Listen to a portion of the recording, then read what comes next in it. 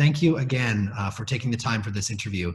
It will help the King's Academy community and those participants from beyond our school throughout the country and beyond to learn about and grow from this moment. Jordan's response to the COVID-19 pandemic has been a model of what it means to take proactive measures against this virus.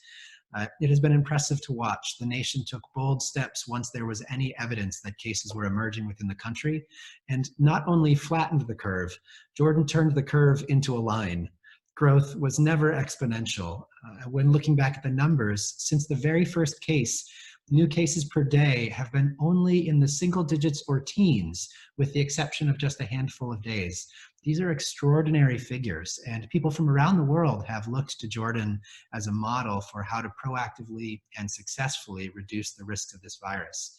Certainly, we as a school are grateful. People in the country are proud of the work of the national effort. So thank you first. Shukran katir. You're welcome, sir. Thank you. Thank you. In our interview today, I'd be glad for our students and participants to learn more about leadership in a time of crisis like this. Was there a single piece of evidence or a single piece of data or a single factor that led you to act so decisively, so quickly? Yes, it was the 22nd of January, actually, when I read some reports coming from China. Quarantining 9 million people or even more, 20 million people in Wuhan, and seeing the whole policemen wearing those coveralls and everybody worried. So I thought, well, it's coming and a big danger is coming.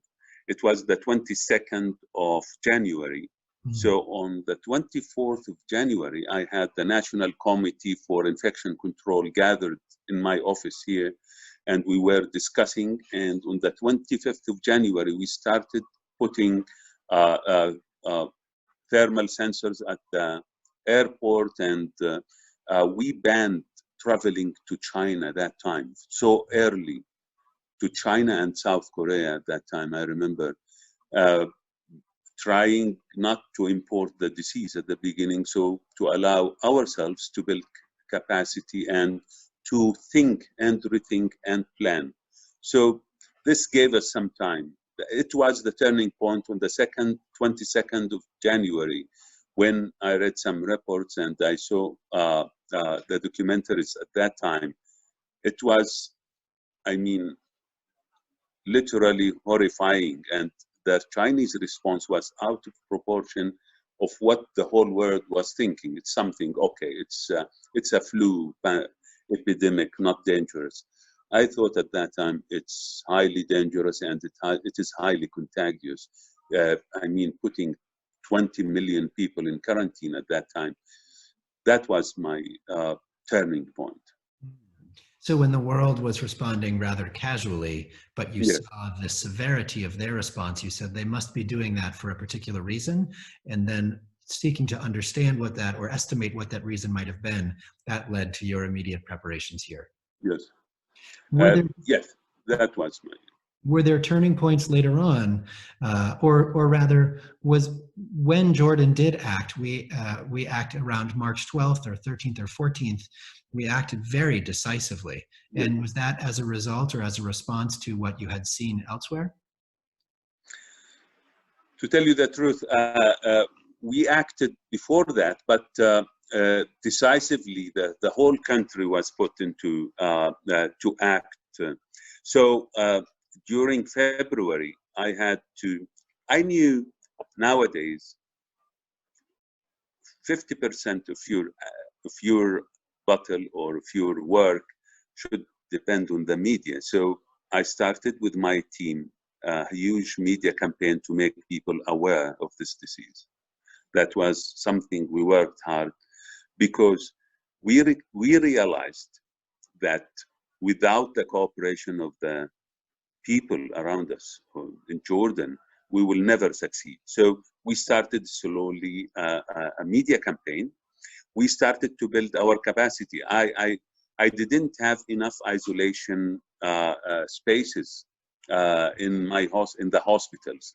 At that time, we didn't have enough PPEs, personal protective equipment. I checked what do we have. So we had to start making them because we couldn't import them. I found that the world is having no masks, no coveralls. So we started gathering people, factories. What can you do? How can you make masks? So we worked with the Minister of Trade and Industry to give them license to start working. And they started with 2,000 masks a day. Now we can produce 1 million masks a day. We had at that time only 2,000 coveralls for biological warfare. And now we produce 2,000 coveralls a day. So the world shortage, we started to ask for what kind of tests do we have? So we sat with the people at the labs and we discussed how we can improve our capabilities. At that time, we had only 1,500 PCR tests. Now we have 150,000 PCR tests in Jordan, and we are even improving. We could do 250 tests a day. So I have to gather everyone to improve our capabilities and capacity. So now we can do 3,000 tests a day. All that improving capacity was hand by hand by trying to prevent the disease from coming in, and in case it comes in, to keep the numbers low. To keep our curve flat, or to flatten the curve as much as we can, to allow our medical team to get experience, to accustomed to deal with the disease, and to prevent our trained people in biological warfare and in those things to train others. When the first case arrived in Jordan, we had 492 lectures about dealing with COVID-19 for my staff at the Ministry of Health. They were well prepared before the first case arrived to Jordan. So building capacity, knowing what you have, improve your capabilities, try to prevent the disease at the borders, ban travel to hot areas. What is the role of data in your decision making, or in the role of in your communications? Well, it needs a human organizational issue to have proper data. So luckily at the Ministry of Health, we had good data resources to know what I have, what kind of training they have. I mean, we work all 24/7 in harmony with the team. The data, the human resources data, equipment data, international data are very important to me. So from day one, I contacted WHO, and I have to receive their data daily.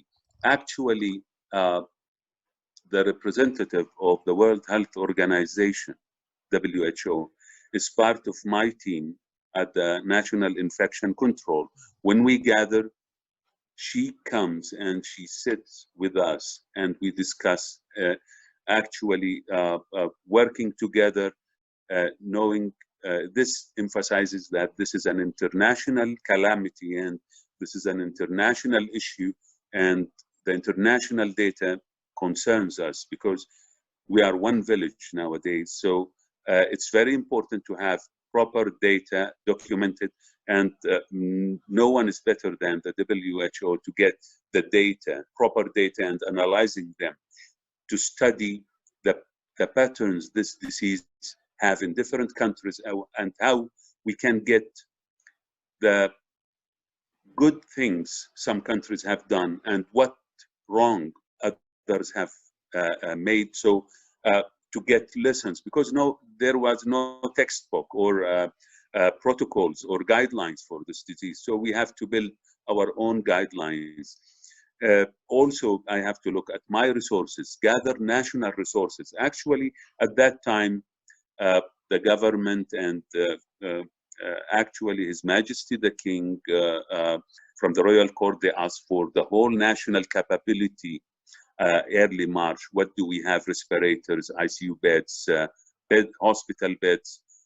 Then we started at a higher level, gathering together and planning for the whole issue at that time. Thank you. One last question, knowing your time is precious. What counsel would you give to young leaders during looking to participate and engage during this time or in the future? Well, believe in yourself. Believe in your teamwork. I mean, work in harmony. Always have plans and backup plans. Always. Never give up. Never give up. And there will always, when you have a plan or doing something, there are some things aside that might distract you. Concentrate on your target.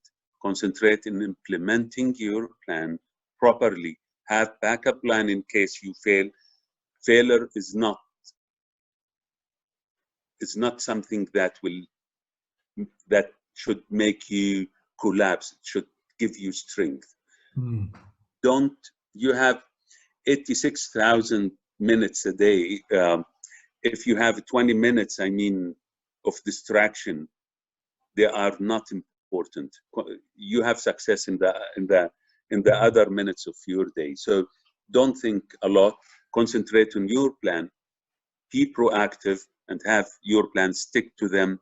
That and teamwork. Always teamwork, and have good counselor around you to tell you what's going on. It always helps, and this is the key to success, I think. Your Excellency, the Minister of Health, Saad Jaber, thank you again for your efforts and for the efforts of the government in this challenging time. We're so grateful here at our school and here in the country. And thank you as well for spending some time with us, sharing your thinking. For our students and participants, this is a really valuable lesson in leadership. Thank you. Thank you, sir. Have a nice day. You too.